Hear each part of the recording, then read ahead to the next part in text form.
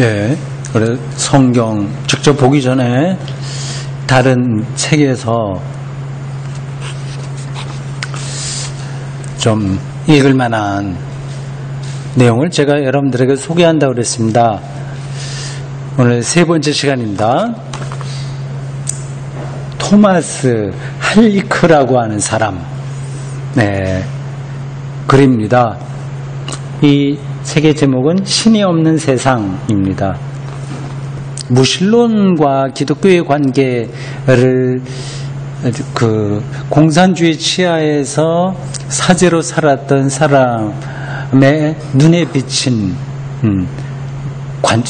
관점들을 이야기하고 있습니다. 한 짤막짤막하게 제가 네 군데에만 발췌해서 읽겠습니다. 먼저 58쪽, 폴란드 철학자이자 가톨릭 사제인 요제프 티슈너는 마르크스의 자본론, 마르크스의 대표작 자본론을 읽어서 교회에 못 다니겠다는 사람을 아직 보지 못했다고 했다. 칼 마르크스요.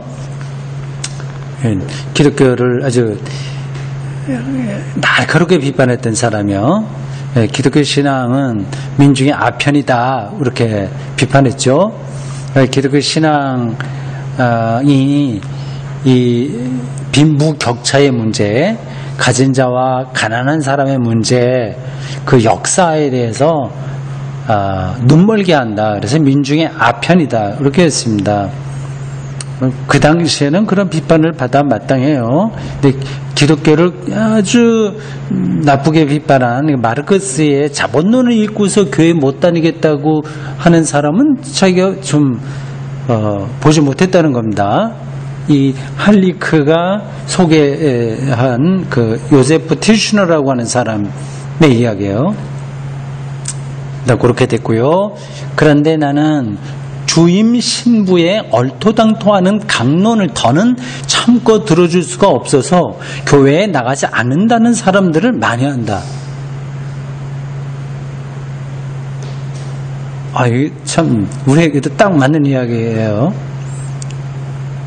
무신론 저자들이 쓴 작품을 읽었다고 해서 나는 그들의 책을 많이 읽었는데 내 신앙이 크게 흔들린 것은 결코 아니었다. 나는 어리석은 사제들과 있을 때는, 사제, 목사, 신부예요. 있을 때는 지겹다거나 비꼬며 즐기고 있다고 느꼈다. 한편으로는 그게 지겹고요. 또 한편으로는 그들이 어떤 걸 비꼬면서 즐긴다고 느꼈다. 반면에 니체나 사르트르 같은 통찰력 있는 인물들이나 프로이트 같은 독창적인 인물이 종교의 시들시들한 면모에 가하는 비판은 고맙게 받아들였다. 하지만 그들이 이 비판을 절대화하고 종교 자체를 모독할 때는, 그때는 나는 동의하지 않았다. 따끔한 그 질책이에요. 동의합니다. 66쪽입니다. 나는 그리스도교 핵심을 십자가와 부활에 대한, 죽음과 죽은 이들의 부활에 대한 복음으로 이해했다. 인간은 그 근거, 즉 십자가 위에서 버림받은 예수의 절규에 맞닿아야 한다. 지난주에 설교 뒷부분에도 법궤, 다윗의 법궤가 아니라 그 법궤의 속성은 복에 대한 연민, 미련과 재앙에 대한 두려움인데, 근데 그걸 이제 법궤를 통해서 해결해 보려고 했던 건데, 기독교는 법궤의 신앙이 아니라 예수의 십자가 신앙이다 말씀드렸습니다. 이 설교자에게 하나의 자기 인생에서 좋은 점은 자기가 원하든 원하지 않든 계속 성경을 읽고 또 해석해야 된다고 하는 거, 그거예요. 저도 얼마나 많이 그 예수의 십자가에 대해서 말하고 뭐 했는데 준비할 때마다 새롭게 느껴지는 경험들을 해서 참 좋습니다. 개인적으로 목사로 산다고 하는 거, 그래 살았다고 하는 것에 대해서 참 기쁘다 이렇게 생각합니다. 지난주에 설교 준비하면서도 예수의 십자가가 훨씬 더 강하게 들어왔어요. 설교 기억하시는 모르겠습니다만은 그건 두 가지를 의미한다 얘기했습니다. 하나는 하나님의 죽음, 거기까지 우리가 도달하지 않으면 예수의 부활 이거 경험할 수 없다 한 그것이고, 또 하나는 죽음의 선취 신앙이에요. 지금 이 할리크가 이야기를 하고 있습니다. 버림받은 예수의 절규에 맞닿아 있어야 된다. 그 절규는 엘리 라마 사박다니입니다. 이걸 종교적인 낭만으로 생각하지 않고 예수의 실존에서 우러나오는 외침, 절규로 사실 생각해야 됩니다. 나 인간을 구원하기 위해서 십자가 이게 아니라는 뜻입니다. 그래야 부활절의 아침 햇살을 향해 길을 떠날 수 있다. 성금요일의 어두움을 얼마나 체험했느냐에 따라, 성금요일 예수의 십자가 죽은 날 그 체험 얼마나 체험했느냐에 따라 딱 그만큼 인간은 부활의 소식을 이해할 수 있으리라. 멋진 표현이기도 하고 기독교 신앙의 전곡을 찌른 이야기이기도 합니다. 다음 세 번째 88쪽입니다.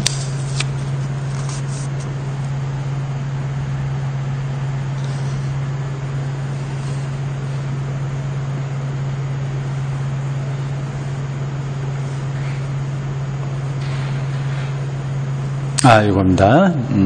따라서 앞에 건 줄였어요. 따라서 그리스도교 신앙의 주된 적, 보통 우리가 많이 표현하는 주적. 근데 주적을 누구라고 생각하냐 하는 그런 표현들이죠. 기독교 신앙의 주된 적은 특정한 종교적 관념과 이론을 거부한다는 의미에서 볼 때 무신론이 아니라 미신과 우상숭배다.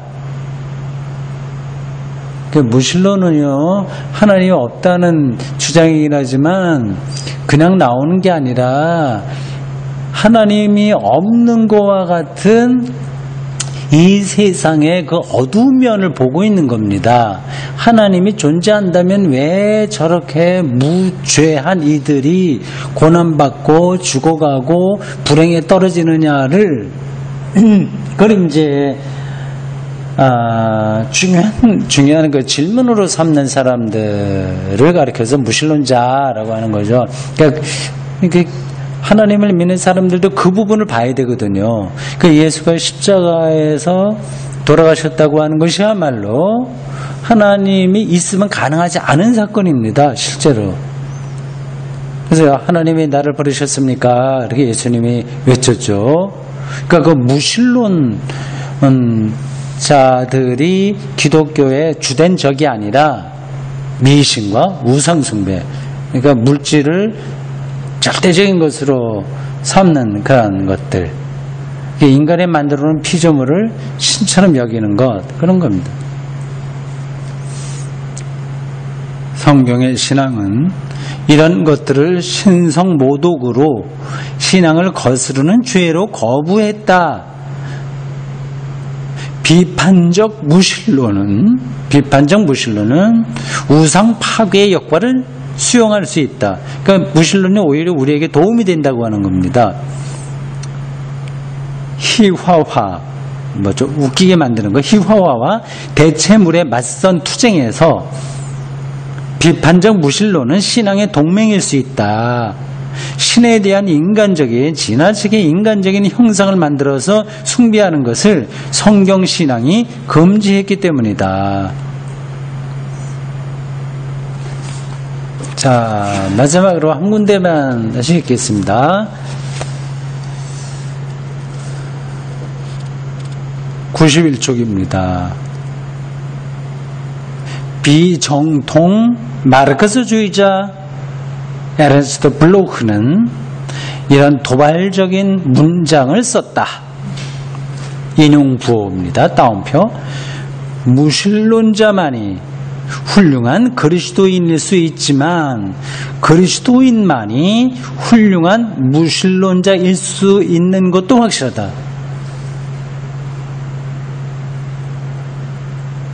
역설적인 표현이에요. 네. 그리스도인만이 무신론자일 수 있고 무신론자만이 그리스도인일 수 있다. 블로흐와 에릭 프롬은 나의 대학 스승들과 훗날 동료들에게 영감을 주었다. 그 중에 밀란 마코비치, 이 사람도 이제 공산주의 정권에서 신학자를 활동했던 사람입니다. 마코비치는 1960년대에 마르크스주의와 그리스도교 사이의 대화를 이끈 한 주역이자 마르크스주의자들을 위한 예수와 그리스도인들을 위한 마르크스에 관해 책을 쓴 저자다. 제가 젊었을 때 20대 중반에 이 사람이 쓴 책 무신론자를 위한 기독교인가 예수인가 뭐 그 책을 보고 많이 도움을 받았습니다.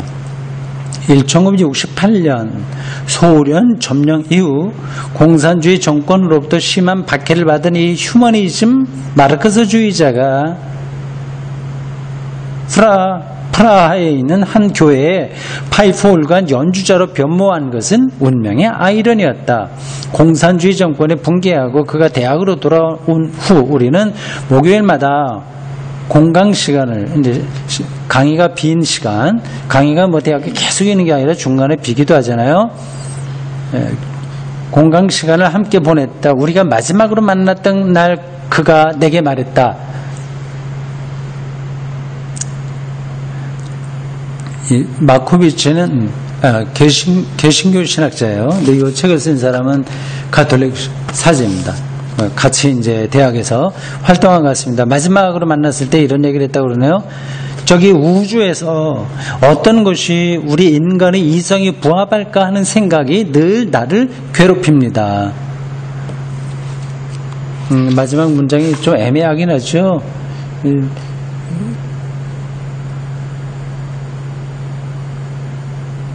그 뒤 문장을 한 번 더 조금 읽으면 보충되겠습니다. 그러니까 저 우주를 다 알기 때문에 이제 천국이 저기 없다고 하는 걸 알잖아요.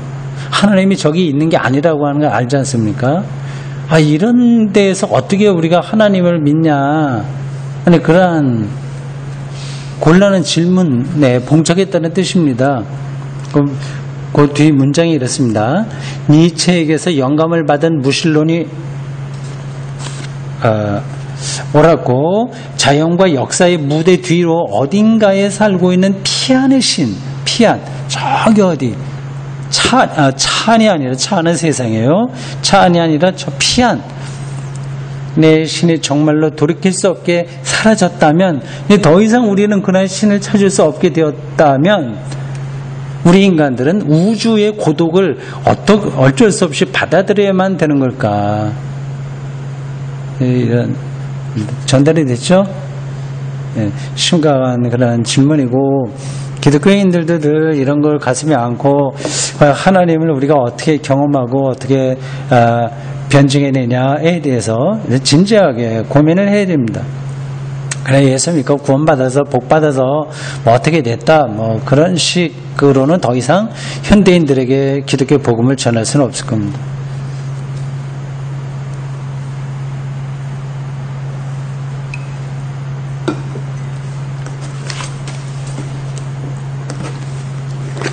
자, 이사야 봅시다.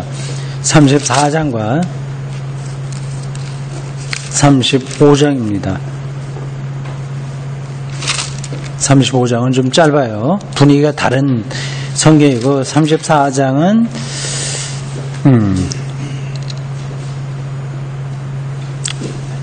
하나님의 세계 심판에 대한 얘기입니다. 여러분들이 똑같은 이야기가 많이 반복된다 느끼실 겁니다. 그럴 수밖에 없어요. 굉장히 그 어려운 시절에 고대 유대인들이 겪었던 그 신앙 경험을 적어 놓은 글들이 나중에 이제 편집해서 들어왔기 때문에 비슷한 글들이 반복됩니다. 자, 1절부터 17절까지 일단 함께 읽겠는데 교독하겠습니다. 마지막 구절은 같이 읽겠습니다. 열국이여 너희는 나와 들을지어다. 민족들이여 귀를 기울일지어다. 땅과 땅에 충만한 것 세계와 세계에서 나는 모든 것이여 들을지어다.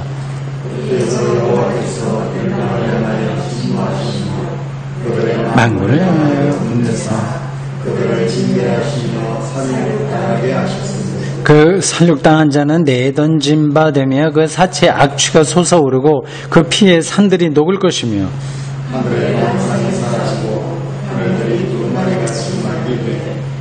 만성에서 저는 많이 받고 여호와의 칼이 하늘에서 족하게 마셨은즉 좀 표현이 이상합니다.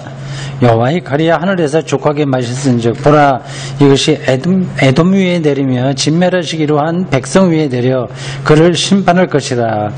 여호와의 칼이 피 어린 양과 염소의 피에 만족하고 기름 곧 순양의 온갖 기름으로 뭉개가니 그냥 여호와를 위한 희생이 보스라에 있고 큰 살육이 에돔 땅에 있습니다. 들소와 송아지와 수수가 함께 도살장에 내려가니 그들의 땅이 피에 취하며 흙이 기름으로 윤택하리라. 시온의 송사를 위하여 에돔의 시내들은 변하여 역청이 되고 그 티끌은 유황이 되고 그 땅은 불붙는 역청이 되며 꺼지지 아니하고 세세 왕마하여 당아새와 고슴도치가 그 땅을 차지하며 부엉이와 까마귀가 거기에 살 것이라. 여호와께서 그 위에 혼란의 줄과 공허의 추를 들이우실 것인지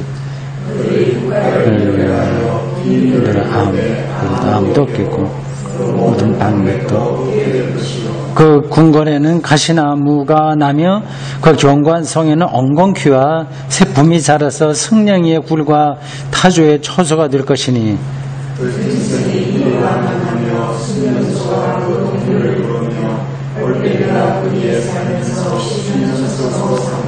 부엉이가 거기에 깃들이고 알을 낳아서 그 그늘에 모으며 솔개들도 각각 제 짝과 함께 거기에 모이리라.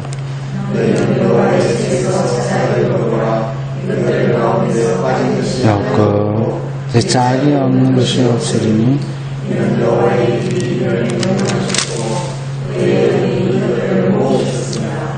여호와께서 그것들을 위하여 제비를 뽑으시며 그의 손으로 줄을 띄어 그 땅을 그것들에게 나누어 주셨으니 그들이 영원히 차지하며 대대로 거기에 살리라. 아멘. 전반적으로 그 심판, 하나님의 심판이 이제 강렬하다 하는 것을 말하고 있습니다. 앞에서 읽으면서 조금 표현이 이상하다고 한 부분 일단 좀 보십시오. 5절이요. 여호와의 칼이 하늘에서 족하게 마셨은즉, 마신다고 하는 거 칼이 어떻게 마시는 건 아니잖아요. 번역이 이래서 그런데 근데 공동 번역은 좀 다르게 됐을 겁니다. 근데 이게 뜻은 이겁니다. 하나님에게 아주 많은 제물을 드리게 되는 것에 대한 묘사입니다. 칼로 동물들을 잡아야 되잖아요. 그래서 하나님께서 세계를 심판하고 그리고 심판 아래서 모든 민족들이 그거를 받아들일 수밖에 없고 하나님께 영광을 돌리기 위해서 제사를 드리는 것, 그 제사가 너무 많다. 너무 하나님께 많은 제사를 드려서 동물들의 피를 제사를 드릴 때 모든 제사가 동물의 피를 하는 건 아니지만 기본적으로 희생제사가 예요. 이스라엘 제사에서 희생제사, 거기에는 동물을 잡아서 하는 거니까 그게 좀 많다. 그걸 가리켜서 칼이 하늘에서 족하게 마셨다 이렇게 표현했습니다. 좀 오해의 소지가 있는 그런 표현이긴 합니다.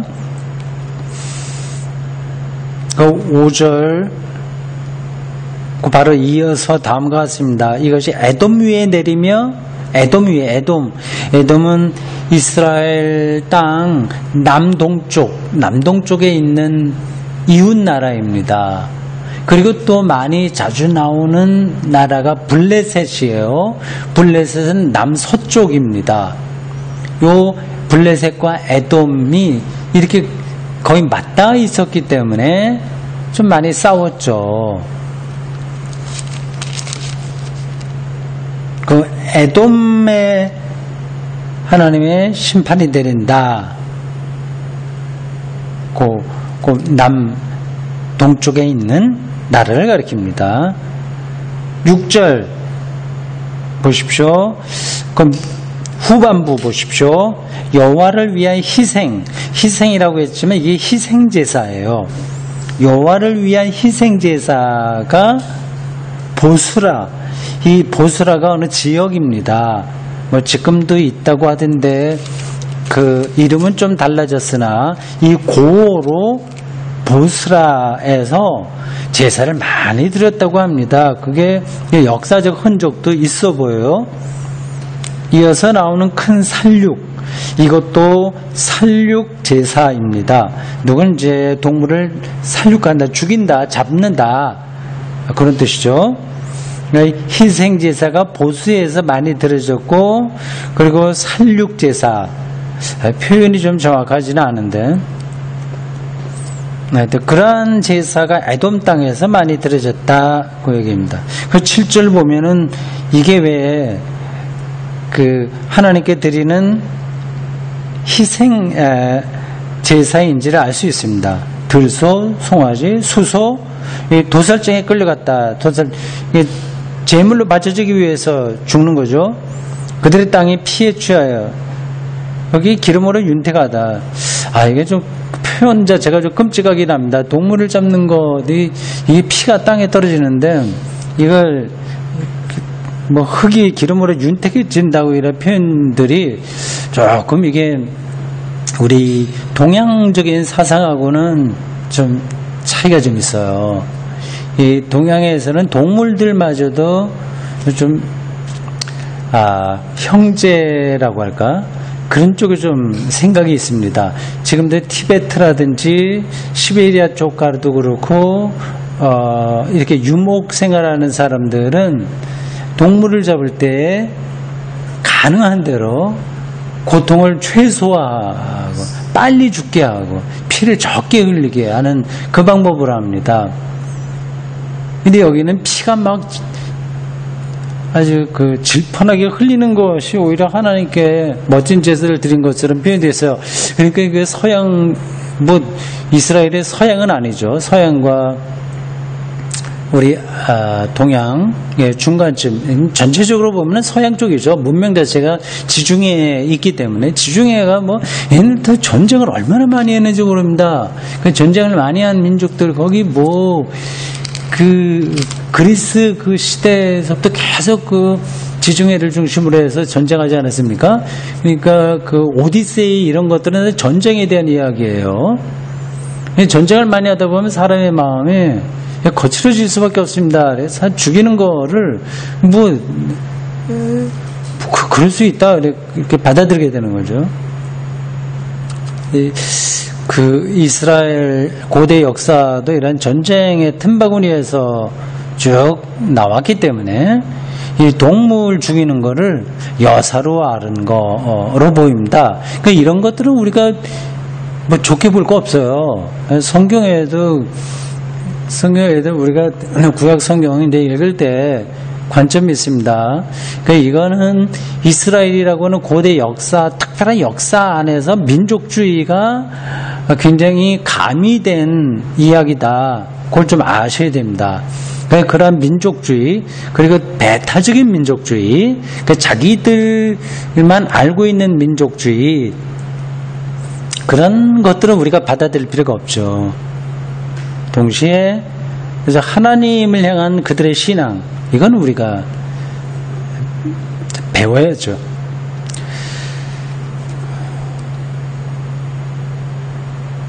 (4절) 보십시오. 하나님의 심판이 어떠냐라고 하는 것을 묵시문학적인 관점으로 이렇게 설명합니다. 하늘에 만상이 사라지고 만상이 각주로 보니까 1월 성신 그렇게 되어 있네요. 하늘의 모든 것들이 사라지고 그러니까 완전히 이 우주가 파국을 맞는 것을 묘사하고 있습니다. 대단하죠. 이제 그거를 이제 묵시적인 사상이라고 얘기합니다. 하늘이 두루마리처럼 말리다. 이게 그 당시에는 그 하늘을 절대적인 세계로 생각했는데 성서의 묵시문학자들은 그것마저도 뭐 두루마리 말리는 것처럼 상대적이다 이렇게 봤던 거예요. 이게 이런 것들은 우리가 정말 배울 만한 겁니다. 그러니까 자연의 위대함을 그들도 다 알았지만 다른 민족들처럼 자연을 숭배하지 않고 아무리 위대하더라도 자연을 숭배하지는 않고 그를 지은 하나님, 창조하신 하나님을 찬양했다고 하는 사실, 그걸 이제 우리는 배워야죠. 다만 이 자연을 배타적으로 생각할 게 아니라 하나님의 창조니까 귀한 것으로 생각해야죠. 여기에 어떤 경계선이 있습니다. 자연을 하나님이 지으셨기 때문에 귀한 것이기는 하나 근동의 다른 종교처럼 자연을 숭배하지는 않는 자세, 긴장이 있는 거죠. 잘 하나님의 창조물로서 우리가 좋은 뜻으로 다스려야 되나 그걸 절대화하지 않는 자세, 이거죠. 4절 표현이 재밌어요. 이제 우주의 파국까지 내다본 이 묵시문학자의 영적인 상상력이 굉장히 무게가 있어 보입니다. 현대 물리학으로 본다고 하더라도 이 우주가 절대적이지 않죠. 태양도 얼마 있지 않으면 다 사라질 거고요. 45억 년 이상 정도 있으면 사라지고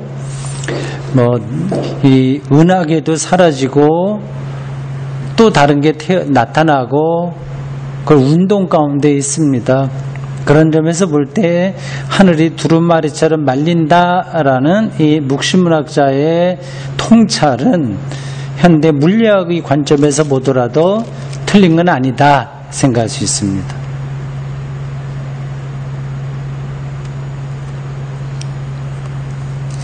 8절 보십시오. 여호와께서 보복하시는 날, 이거 하나님의 심판을 가리킵니다.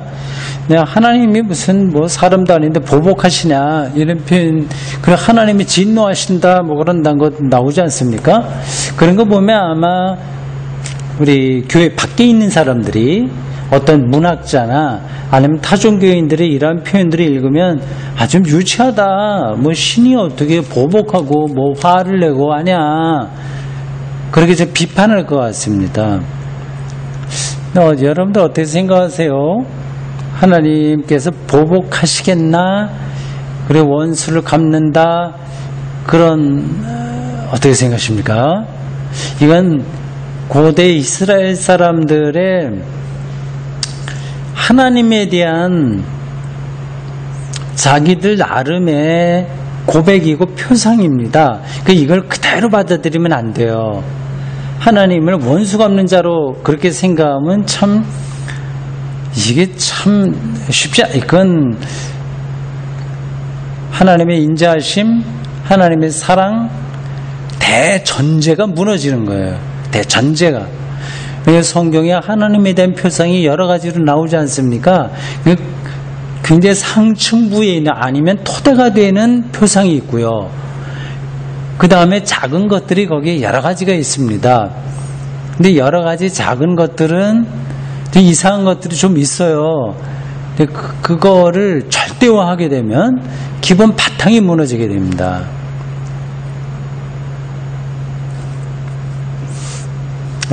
하나님께서 보복하셨다고 하는 것은 이렇게 해석하셔야 됩니다. 이스라엘 사람들의 신앙 고백이잖아요, 이게요. 근데 왜 이런 고백을 하냐? 저 하나님을 보복하고 원수 갚는 자로 생각한 게 아니라 우리들이 감당할 수 없으니, 우리가 직접 보복할 수 없으니, 그리고 그렇게 해서는 안 되니, 하나님이 그렇게 하셔야 되지 않냐? 이 정확한 표현이 아닌데.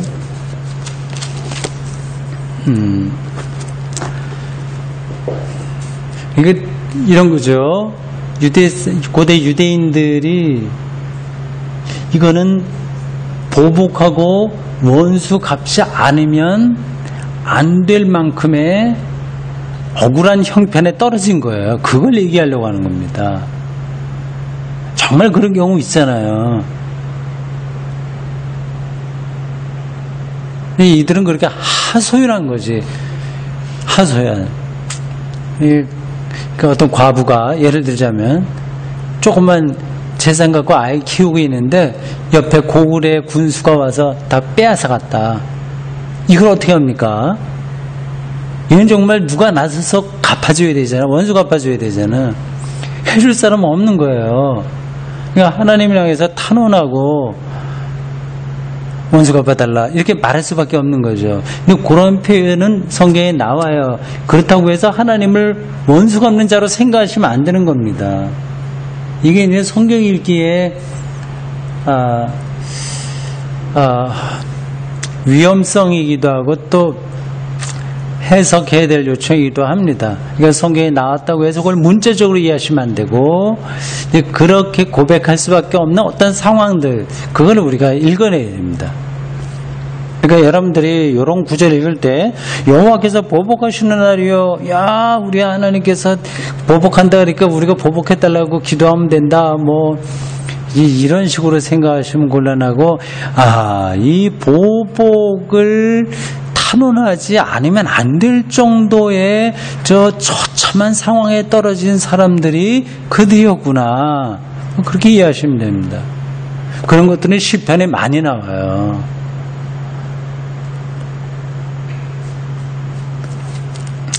이거 어려운 설명인데 제가 설명을 잘한 것 같습니다. 보복하시는 날이요, 시온의 송사를 위하여. 시온, 이건 예루살렘을 가리킵니다. 송사를 위해서 잘 심판해 주는 거죠. 신원하시는 에라, 보복하신다 이런 거죠. 그런 날이 온다, 그런 날이 오기를 바란다 이거예요. 그러니까 우리가 하나님 나라가 오기를 간절히 바라는 거하고 똑같은 심정이 여기 있는 겁니다. 그러니까 보복한다는 단어에 여러분들 꽂히지 말고 어떤 때가 온다, 하나님의 시간이 온다, 여기에 초점을 두고 읽어야 됩니다.